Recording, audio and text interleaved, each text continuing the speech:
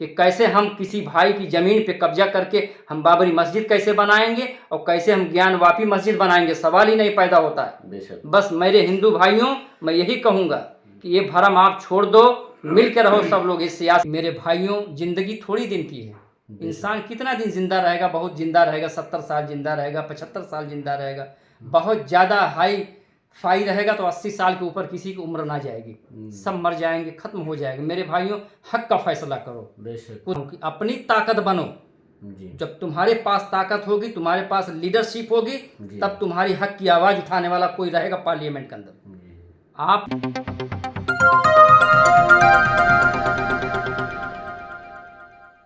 अस्सलामु अलैकुम वरहमतुल्लाह। वालेकुम सलाम रहमतुल्लाहि व बरकातहू। जी, इस सियासी अड्डा में आप सभी दर्शकों का खैर मकदम और स्वागत करते हैं। साथियों, जैसा कि आप देख रहे हैं, आपके सामने जनाब मोहतरम एजाज अहमद साहब मौजूद हैं, जो ज्ञानवापी मस्जिद को लेकर के इनसे कुछ सवालात किए जाएंगे और इस पे कुछ चर्चाएं होंगी इनसे। जैसा कि आप एजाज अहमद साहब, 25 करोड़ जो मुसलमानों के साथ जो हो रहा है ज्ञानवापी मस्जिद को लेकर के, आप क्या कहना चाहते हैं इस पे? देखिए, ऐसा है कि जो 25 करोड़ 27 करोड़ जो भी मुसलमानों की आबादी कमोबेश है, ये उनके यानी धर्म, उनके दीन से मस्खरा किया जा रहा है। भाई, मुसलमानों का भी तो एक आस्था है जी। मुसलमान का भी तो आस्था है। जैसे हमारे हिंदू भाई की आस्था पर सुप्रीम कोर्ट ने फैसला दिया था बाबरी मस्जिद का, जो कि सुप्रीम कोर्ट ने माना था कि भाई किसी मंदिर को तोड़ करके वहाँ मस्जिद नहीं बनाई गई है। तो सुप्रीम कोर्ट ने फैसला दिया आस्था पर कि हमारे हिंदू भाई की आस्था का सवाल है, श्री राम की जो है बात का सवाल है। तो मुसलमानों ने सब्र किया कि छोड़ दिया, कोई बात नहीं, हमेशा का जो है लफड़ा ख़त्म हो गया। लेकिन अब फिर उसी बात को फिर दोहराया जा रहा है। अब ज्ञानवापी के जो तहखाना है, उसमें कोर्ट ने जो है इजाज़त दे दिया, वहाँ नीचे जा कर के जो उनका अपना काम है, जो कार्यक्रम है अपना, वो सब कर रहे हैं।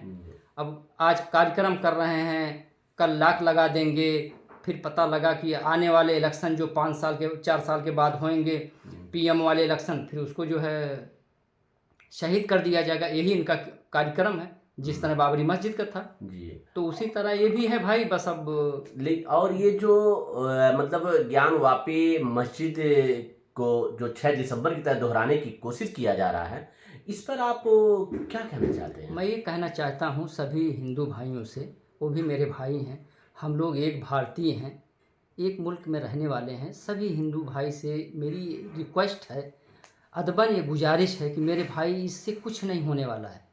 दिल में रखो, अगर किसी की इबादत करना है, किसी की पूजा करना है, तो आप दिल में रखो। हम अगर मस्जिद में जाकर इबादत करते हैं, ठीक है ना, और हमारे दिल में खराबियां हैं, तो हमारी इबादत अल्लाह कभी कबूल नहीं करेगा। और उसी तरह मेरे हिंदू भाई भी हैं, हर धर्म की यही चीज़ें हैं कि अगर आपके दिल में कुछ और है और आप कह रहे हैं कि भाई यहाँ ये था, वहाँ वो था, तो मेरे भाई ये एकदम बिल्कुल गलत है, एकदम सरेसर मेरे भाई गलत है एकदम। मुसलमान के में यानी इस्लाम में 1 इंच ज़मीन के लिए परमिशन इस्लाम नहीं देता है कि आप किसी की 1 इंच ज़मीन ले करके उस पर मस्जिद बनाओ। इस्लाम कभी जिया खान इस पर इजाज़त नहीं देता है, उसमें आपकी नमाज नहीं होगी। यानी आपका कहने का मतलब ये है कि मंदिर को तोड़ करके अगर मस्जिद बनाई जाए तो वो मस्जिद नहीं होती। बिल्कुल बिल्कुल, यानी आपका मतलब यही है। और जब वो मस्जिद नहीं होगी तो फिर नमाज नहीं हो सकती, इबादत नहीं हो सकती। और इस्लाम धर्म में, मुस्लिम में इस चीज, ये इस्लाम इजाजत देता ही नहीं। बड़ी सख्तियत से ममानित है जी, ये ममानियत है कि आप जो है किसी की भी 1 इंच ज़मीन लेकर के ना आप मदरसा बना सकते हो, ना आप मस्जिद बना सकते हो। अगर आपने ऐसा किया है तो पहली बात तो आप मुसलमान हो नहीं सकते। आप मुसलमान हो नहीं सकते, आपकी कैसी इबादत होगी कि किसी की ज़मीन लेकर के या तो आपने ज़बरदस्ती से कब्जा किया है, या तो आपके पास पावर है, या तो आपके पास ताकत है, इसके निस्बत आप जो है पावर पर कब्जा करके आपने अगर मस्जिद बनाया है, तो ये आपकी इबादत अल्लाह के घर कबूल ही नहीं होगी। पहली बात तो इस्लाम में इस चीज़ की इजाज़त ही नहीं देता। भाई, हमारा अल्लाह हम कुरान में खुद कहता है, अल्लाह ताला कुरान में खुद कहा है कि हमारा किसी कौम से कोई झगड़ा नहीं है। अल्लाह कह रहा है, बेशक कह रहा है कि अय नबी सल्लल्लाहु अलैहि वसल्लम आप कह दीजिए कह दीजिए, उन लोगों से कह दीजिए जी। कि आप जिसकी इबादत करते हो, कुलिया अय्युहल काफिरून, हुँ। कुरान में हमारी जो आयत है, अल्लाह ताला कहता है, मेरे भाइयों, हिंदू भाइयों से मेरी रिक्वेस्ट है, इस चीज़ पे बुरा नहीं मानना, क्योंकि मेरा रब कह रहा है कुलिया अय्युहल काफिरून, यानी काफिरून का मतलब ये था आप न बुरा मानो, काफर नहीं, बिल्कुल बुरा नहीं मानना। जी। मतलब जो अच्छे कामों से फिर जाए हुँ। उसको काफिर बोला जाता है, जो अच्छे कामों से फिर जाए। जी। जुआ खेलना, शराब पीना, जी। अपने हाथों से बुत को बना के पूजा करना, इसीलिए अल्लाह ताला ममनियत दिया है हुँ। कि इसका यानी बाइकाट अल्लाह ने किया कि ये काम मत करो। हुँ। तो अल्लाह ने मेरे नबी से मुखातिब होकर के आपने कहा है कि आप कह दीजिए हुँ। कि जिसकी आप इबादत करते हो मैं उसकी इबादत नहीं कर पाऊँगा। हुँ। इसलिए मैं शॉर्टकट में बता रहा हूँ कि वीडियो लंबी हो जाएगी, हुँ। नहीं तो मैं पूरी तफसील से बताता आपको। हुँ। तो आखिरी में है लकुम दीनकुम वलिय दीन। अल्लाह ने कहा अपने नबी से, ऐ मेरे नबी, पूरी दुनिया के लोगों से कह दो, मेरे नबी सल्लल्लाहु अलैहि वसल्लम सिर्फ मुसलमानों के लिए, मेरे हिंदू भाई नहीं आए थे, सबके तमाम लिए आए थे, रहमतुल पूरी, लिल आलमीन। हाँ, पूरी आवाम, पूरी कौम, पूरी दुनिया के लिए अल्लाह ने रहमतुल लिल आलमीन बना करके नबी सल्लल्लाहु अलैहि वसल्लम को दुनिया में सल्लल्लाहु भेजा अलैहि था। वसल्लम। जी। तो इसलिए मेरे अल्लाह ने कह दिया मेरे हिंदू भाइयों कि तुम अपना दीन करो, हम अपना दीन करेंगे, आपसे हमारा कोई झगड़ा नहीं है। मेरा रब कहता है, मेरा अल्लाह कहता है जी। कि कोई झगड़ा नहीं, लकुम दीनकुम वलिय दीन, आपका दीन आपके लिए मुबारक मेरे भाई, मेरा दीन मेरे लिए मुबारक। जब मेरा रब कह रहा है मेरे हिंदू भाइयों, तो हमारे आप में कोई झगड़ा नहीं है। तो ये तो सियासत के लोगों ने ये कुर्सी के लिए झगड़ा कर रहे हैं। ये जो जिया खान झगड़ा हो रहा है जी। सिर्फ कुर्सी के लिए हो रहा है बस। जी। जी। जी। नहीं तो हमारे हिंदू भाई भी पढ़े लिखे बड़े अच्छे अच्छे लोग हैं बेचारे, जी। हाँ, बहुत अच्छे अच्छे ग्रेजुएशन लोग हैं, जी। पढ़े लिखे लोग हैं, अच्छी बातें करते हैं, मैं सब कुछ देखता हूँ, जी। उनके अंदर कमी नहीं। सिर्फ सियासतदान, हमारी सियासत खराब है, जो सियासत हमको आपस में लड़ा रही। तो मेरे यही मैं रिक्वेस्ट कर रहा हूँ कि मेरे भाइयों आप लोग आँख खोलो। और क्या पूछना चाहते हैं? और दूसरा सवाल ये है कि मुसलमानों के साथ जिस तरह ये नाइंसाफ़ियाँ हो रही हैं, जी। ज्ञानवापी मस्जिद को लेकर के जो सवाल उठ रहे हैं भारत के अंदर, जो इस तरह से हो रहे हैं, आखिर ये इस तरह से करना या होना और निशाना बनाना सिर्फ मुसलमानों को, ये क्या, इस पर आप क्या कहना चाहेंगे? इसका एक ही रीजन है ना, इसका एक ही रीजन है, सिर्फ कुर्सी, जी। हुकूमत और पावर, जी। और इसका कोई रीज़न नहीं है। अगर मेरा भाई हिंदू आज खड़ा हो जाना कि कुछ नहीं, मेरा भाई है, मेरा पड़ोसी है, बेशक। जैसे इसकी बहन है, मैं तो कह रहा हूँ ना कि जैसे मेरी बेटियां हैं, जैसे मेरी बहन है, उसी तरह गैर भाई की, गैर हिंदू की, मेरे जो पड़ोसी हिंदू भाई हैं, उनकी बेटियां हमारी इज्जत है। बेशक, सही। हम उनको नज़र उठा के देख नहीं सकते, और किसी ने अगर देखा है तो उसको हम रोक सकते हैं। बेशक, सही। हमारा ये इस्लाम मेरी कहता बहन है, जी, ये मेरा इस्लाम। अल्लाह कहता है, मेरे नबी कहते हैं, मेरे नबी कहे हैं कि मेरा पड़ोसी, वहाँ हिंदू मुसलमान का कोई जिक्र नहीं हुआ है, वहाँ इस बात का जिक्र है कि तुम्हारा पड़ोसी अगर भूखा है उसको जाके तू खाना खिला। अगर तुमने खाना नहीं खिलाया, तुम्हारा पड़ोसी भूखा सो गया, तो तुम समझो अपने पेट में आग भर के सोए हो। मेरे नबी कहते हैं मेरे भाइयों, आप लोग खूब यानी अच्छे से दिमाग लगा के सोचो इस्लाम क्या चीज़ है। यानी आपके कहने मतलब कि ये मतलब यही कहना चाहते हैं कि इस्लाम इस चीज़ की इजाज़त नहीं देता कि किसी मंदिर को तोड़ करके मस्जिद बनाई जाए, तो वो मस्जिद ही नहीं कहलाएगी। बिल्कुल। और जो ज्ञानवापी मस्जिद को लेकर के जो मसले चल रहे हैं, ये सिर्फ सियासत, इस पे सियासत खेला जा रहा है, बस सियासत चली जा रही है, ये आपके कहने का मैं मतलब। एक आपको उस ज़माने की बात बता देता हूँ, जब उमर फारूक रज़ी अल्लाह अन्हु का ज़माना था, जब वो यानी समझो किंग थे, मलिक थे, खलीफा थे। तो उस वक्त एक यहूदी उनके पास आया और कहने लगा उमर फारूक से कि मेरे घर को तोड़ करके मेरा पड़ोसी जो है मस्जिद बना लिया है। तो उमर फारूक ने कहा कि उसको बुलाओ। जब उसको लेके आए तो ये तो आदमी बहुत खुश हुआ, इसलिए कि भाई उमर फारूक ये मुसलमान हैं, हमारे हक में फ़ैसला होगा। तो जब वो आए तो आने के बाद जो है पूछे कि क्यों हुआ, क्यों ऐसा किए तुम? तो बोले आप तो मुसलमान, बोले यहाँ मुसलमान की बात नहीं है, हिंदू की बात नहीं, यहाँ बात होगी हक की। बेशक। ये यहाँ हुकूमत उमर फारूक की है जी। यहाँ कुछ नहीं तुम बोल सकते, हक का फैसला होगा, यहाँ कोई किसी भी कौम का आएगा हमारे पास। बेशक, सही। उसके घर को तोड़वा करके उस यहूदी का घर वापस ज़मीन पूरी दिलवाए उमर फारूक। अब आप ये सोच लो कि कैसे हम किसी भाई की ज़मीन पे कब्जा करके हम बाबरी मस्जिद कैसे बनाएंगे और कैसे हम ज्ञानवापी मस्जिद बनाएंगे, सवाल ही नहीं पैदा होता है। बेशक। बस मेरे हिंदू भाइयों, मैं यही कहूँगा कि ये भरम आप छोड़ दो, मिल के रहो सब लोग। इस सियासत के लिए, देश की तरक्की की बात करो। क्यों नहीं एजुकेशन की बात करते सियासतदान लोग? क्यों नहीं करते जो है हॉस्पिटल की बात? जी। मैं तो कहता हूँ कि भाई अगर आस्था की बात है ना, आज जो मसला चल रहा है यहाँ पर, जी, आस्था का बात है तो आस्था दूसरी जगह भी बन सकता था ना जिया खान। बेशक। क्यों नहीं बाबरी मस्जिद को शहीद करके पूरा वहाँ हॉस्पिटल बनाते सभी गरीबों के लिए? क्यों नहीं बनाया गया वहाँ? लेकिन अगर वहाँ हॉस्पिटल बनाया गया होता तो आज फिर बाबरी मस्जिद का मुद्दा नहीं उठता ना, क्योंकि इलेक्शन में उनको जीतना है। जी, ज्ञानवापी। हाँ, इसलिए अब ज्ञानवापी का ये सब बखेड़ा खड़ा कर दिए हैं, ये चीज़ें होती हैं। तो मेरे भाई सब ये मसला सिर्फ कुर्सियों का है, बाकी कुछ नहीं है। हाँ, और जो कुर्सियों के ताल्लुक से किसी के हक को छीना जा रहा है। अब बिल्कुल छीना जा रहा है, छीनी जा रहा नहीं भाई, हक नहीं छीना जा रहा है। आप देखिए, मैं बताता हूँ, आप जो है मुझे गाली दे दो, मैं बर्दाश्त कर लूँगा। बेशक। ठीक है, मेरी प्रॉपर्टी ले लो, कोई बात नहीं, मैं बर्दाश्त कर लूँगा। मेरे घर को गिरा दो, मैं बर्दाश्त कर लूँगा। लेकिन कोई शख्स, दुनिया का कोई भी शख्स अगर मेरे नबी के ऊपर बोलेगा तो मुझे बर्दाश्त के बाहर है, क्योंकि मेरे नबी आपके लिए भी आए हैं। मेरे नबी आपके लिए आए हैं, सिर्फ मुसलमानों के लिए नहीं आए हैं मेरे भाई, पूरे दुनिया के लिए आए हैं। इसलिए ये सब बड़ा ख़राब हो रहा है। मैं रिक्वेस्ट करता हूँ सुप्रीम कोर्ट से, रिक्वेस्ट करता हूँ हाई कोर्ट से, रिक्वेस्ट करता हूँ वकील से, जो मेरे देश के बड़े बड़े लोग हैं, कि मेरे भाइयों, ज़िंदगी थोड़ी दिन की है। इंसान कितना दिन ज़िंदा रहेगा? बहुत ज़िंदा रहेगा, 70 साल ज़िंदा रहेगा, 75 साल ज़िंदा रहेगा।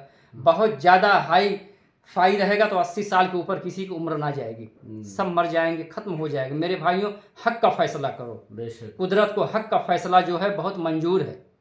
यहाँ भी अच्छे से रहोगे, मरने के बाद भी वहाँ भी अच्छे रहोगे। और क्या सवाल? और एक और सवाल ये है कि कुछ दिन पहले हमारे सीएम योगी साहब ने अपने बयान में कहा है कि जो लोग ज्ञानवापी को मस्जिद बोलते हैं वो गलत बोल रहे हैं। तो इस पर आप क्या कहना चाहते हैं? देखिए, ऐसा है ना, जो हमारे सीएम योगी जी कह रहे हैं, सीएम योगी जी को हमारे दीन की किताब पढ़ना चाहिए। कोई बुरी बात नहीं, मैं भी गीता पढ़ लेता हूँ, दिक्कत क्या है? कोई पढ़ने में दिक्कत हमको नहीं है। जी, सही। रामायण पढ़ लेते हैं, जो आपकी अच्छी चीज़ें हैं हम उसको पकड़ लेते हैं, जो हमारी किताबों से मिलता है पकड़ लेते हैं। जो चीज़ हमें यानी नहीं है वो हम उसको छोड़ देते हैं, उसमें कोई दिक्कत की बात नहीं है। लेकिन जो योगी जी कह रहे हैं कि वहाँ त्रिशूल था, यहाँ वो था, सब गलत है। मैंने इस बात को फिर रिपीट करके यही बोल रहा हूँ कि मेरे भाइयों, हम 1 इंच नहीं, 1 मिली की बराबर की बात करता हूँ कि 1 मिली की ज़मीन लगाना हराम है। जब तक सामने वाले की परमिशन नहीं होगी, जब तक सामने वाला बोलेगा नहीं, वो भी कह दिया कि नहीं हम हमारी ज़मीन में मस्जिद बना लो, हम ऐसे नहीं बना सकते, उसका मुआवजा हम देंगे। पहले मुआवजा तो हमारे नबी करीम सल्लल्लाहु अलैहि वसल्लम मदीने के अंदर उन्होंने मुआवजा दिया, तब जा कर के मस्जिद नबी वहाँ तामीर की गई थी। तो इस्लाम बिल्कुल इजाज़त नहीं देता है, ये सब एक बखेड़ा है खाली हिंदुस्तान में कुर्सी के लिए बस। और आखिरी में एक सवाल आपसे ये है कि हमारे भारत के हिंदू भाइयों को और मुसलमान भाइयों को आप क्या नसीहत देना चाहते हैं? मैं यही कहना चाहता हूँ अपने हिंदू भाई से कि मिल मिला के रहो आप लोग, ये दुनिया के बखेड़े में मत पढ़ो, अपने बच्चों को पढ़ाओ लिखाओ, पहली चीज़। दूसरी चीज़, मुसलमानों से मैं बहुत अदबन गुजारिश करता हूँ कि अपनी जाहिलियत और जाहिलपना छोड़ो मुसलमानों जी। मैं बार बार रिपीट करके कह रहा हूँ कि अपनी ताकत बनो जी। जब तुम्हारे पास ताकत होगी, तुम्हारे पास लीडरशिप होगी, तब तुम्हारी हक की आवाज़ उठाने वाला कोई रहेगा पार्लियामेंट के अंदर। आप पार्लियामेंट में चुन करके भेजो, सांसदों को भेजो, विधायकों को भेजो, और भूखे रह करके अपने बच्चों को पढ़ाओ लिखाओ, IPS IAS अधिकारी बनाओ। जब थाने में आपके दरोगा रहेंगे, आपका जिले में SP रहेगा, आपका जज होगा, आपका कलेक्टर होगा, हर जगह आपके आदमी होंगे, तब आपकी आवाज़ सुनी जाएगी। नहीं तो इसी तरह लात मुक्के घूसे खाओगे और कहीं कोई बात नहीं सुनी जाएगी आपकी। इसलिए मुसलमानों में अदबन गुजारिश करता हूँ। और दूसरी गुजारिश ये कि दीन पे चलो, अपने दीन पे चलो, बुरे का साथ छोड़ दो, बुरा काम छोड़ दो। मैं यही मुसलमानों से रिक्वेस्ट कर रहा हूँ एक जहती हो जाओ। जी। जैसे अपनी सीएम रही हैं 15 साल तक तकरीबन मायावती जी, लेकिन किसी भी मैं दलित भाई के मुंह से नहीं सुना कि हमारी मायावती ऐसी है।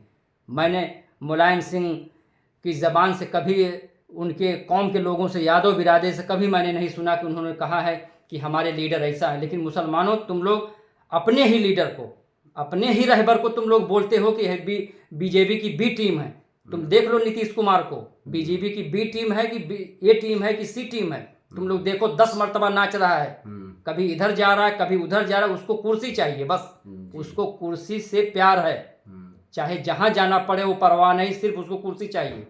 इसलिए मैं बिहार के लोगों से भी गुजारिश करता हूं कि इस बार अब की कम से कम MIM की 10 से 15 सीट जिताओ कि तुम्हारी आवाज़ उठाने वाला कोई संसद में पहुंचे। मेरे भाइयों, मेरी बस यही आखिरी आप लोगों से गुजारिश है। और मुसलमानों, मस्जिदों को आबाद करो और लोगों को लेके जाओ, सभी को, चाहे हिंदू भाई हो चाहे क्रिश्चियन भाई, सभी को अच्छी बातें बताओ, बुरे कामों से रोको सबको। मैं यही गुजारिश बार बार कर रहा हूँ मुसलमानों, मस्जिद आबाद नहीं करोगे तो तुम्हारी मस्जिदों को इसी तरह शहीद किया जाएगा। नहीं तो मस्जिदों को आबाद करो, अच्छी बात बताओ, बुरे काम से बचो सब लोग। मेरी आप लोगों से यही आखिरी रिक्वेस्ट है। और सियासी अड्डा की जानिब से आप दर्शकों को कुछ और कहना चाहेंगे? बस यही है मेरी सियासी अड्डा से कि भाई हमारे जिया खान साहब की यही कोशिश है कि इनका मैसेज हमारे पूरे भारतवासियों के पास पहुँचे कि भाई आप लोग सब मिल मिला के रहें मेरे भाई, ये सियासत में ना पड़ें, अपने बच्चों को पढ़ाओ लिखाओ। आपको खाना आपके घर में नहीं रहेगा तो मेरे भाई कोई सांसद विधायक ला के आपके बच्चों को खाना नहीं देगा। उनका क्या है, उनको तो उनके पास करोड़ों अरबों की प्रॉपर्टी है। आज भी कुछ अगर भारत में हो गया ना तो पूरा बोरा बंधना सब उठाएंगे, लेके चले जाएंगे सब दूसरे मुल्क में। हम गरीब आदमी वहीं मरेंगे, हमको वहीं रहना है, अमीरों को कोई फर्क नहीं पड़ेगा। इसलिए मेरे भाइयों, इनके पीछे मत पड़ो, अपना काम करो, अपना देखो, अपने बच्चों को और पॉलिटिकल पावर बनाइए। हाँ, पॉलिटिकल पावर तो बहुत, जिया खान बहुत ज़रूरी है जी, बहुत ज़रूरी है। जिस कौम का कोई लीडर नहीं, जिस कौम में लीडरशिप नहीं, वो कौम बर्बाद हो जाएगी, उसको कोई देखने वाला नहीं मिलेगा। इसलिए वो कौम मजबूत होती है जिसके पास अपना पावर है, जिसके पास, जिसकी अपनी, कहावत कही गई है ना, जिसकी लाठी उसकी भैंस। ये कहावत बुजुर्गों ने कह के गए हैं, ता कयामत तक रहेगी कि जिसके पास पावर है उसी की सुनी जाएगी। और तुम्हारे पास पावर नहीं है तो तुम्हारी कितना भी चिल्लाओ, कितना भी रोने और बिलबिलाने से वो काम नहीं चलता है। पावर तैयार करो, पावर तैयार करिए और बच्चों को बेहतरीन अच्छी से अच्छी तालीम दीजिए। भाई मैं तो तालीम के बारे में 100 बार बोल रहा हूँ, भूखे रहो मुसलमानों। मैं 100 बार कहता हूँ तुम लोग को, अगर तुम लोगों के अंदर गैरत थोड़ी सी भी है ना तो भूखे रहो और अपने बच्चों को अच्छे अच्छे स्कूल में पढ़ाओ। और अल्लाह ने जिसको दौलत से नवाजा है तो गरीबों को, बच्चों को ले जाके अच्छे अच्छे स्कूल में एडमिशन करा के पढ़ावे। मैं यही कह रहा हूँ जी। तो साथियों, बस इस वीडियो में बस इतना ही। मिलते हैं अगली वीडियो में, तब तक कि आप अपना ख्याल रखें।